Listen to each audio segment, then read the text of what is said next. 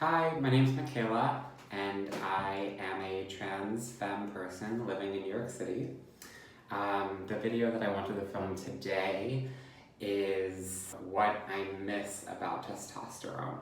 I think sometimes that can be taken sort of controversially, since I'm someone who is identifying with pronouns she, her, and also, choosing to live a pretty binary approach to my gender. When I was looking to YouTube for advice and was exploring other people's hormone update videos, for example, I found that I was craving sort of the pros and cons, and I think a lot of times there was only focus on the pros, and I can certainly say that there's been a ton of pros, and I have been on hormones for over a year. But there's the other side of the token, that there are certain aspects of testosterone that I think I do sort of miss. I don't know if that's the right word.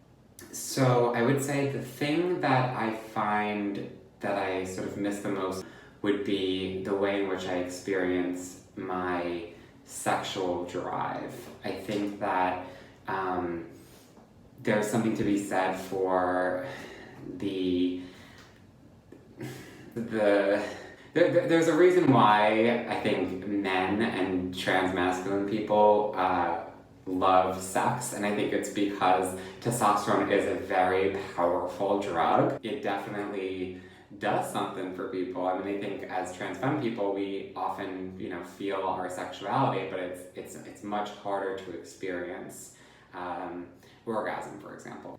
The interesting thing about how I would sort of use testosterone and sort of the flip side of what I just said, my sexuality as a form of drug or a way to distract myself from my feelings, or I would, for example, look at, let's say, pornography, or do something to sort of numb out the same way someone would maybe drink a bottle of wine or binge a Netflix series. And when I started taking testosterone suppressants as well as estrogen, that drug was no longer accessible to me. I no longer had that desire. It's almost like I missed testosterone the same way an alcoholic would miss having alcohol.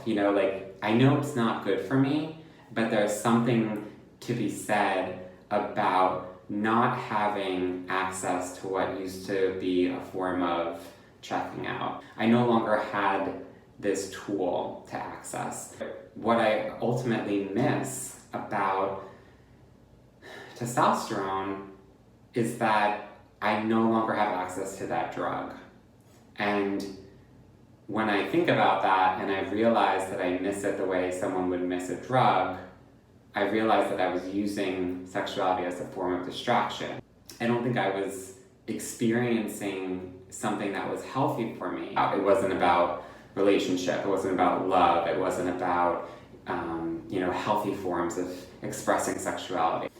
And so I would say that's probably been the most eye-opening part of taking hormones. And in terms of the positives, I would say that everything else has been generally positive. The softening of skin, breast development, I definitely have had fat redistribution, and my muscle tone has gone down, generally speaking. So I think overall it's kind of smoothed out. My hair has definitely gotten much fuller. My hairline has kind of filled in a little bit, although it's definitely has its male patterns a little bit.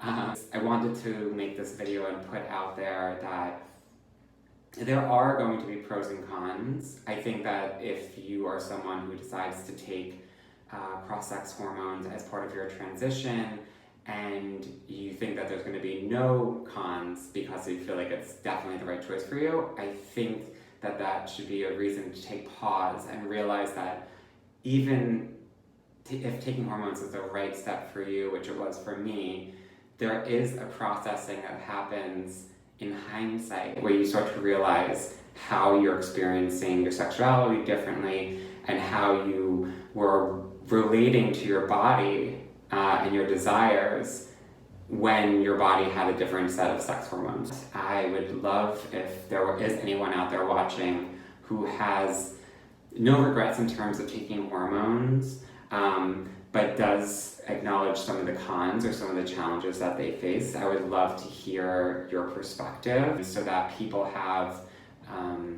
some other perspectives on what they can expect when starting to take hormones. Okay, that's it. Thank you. Bye.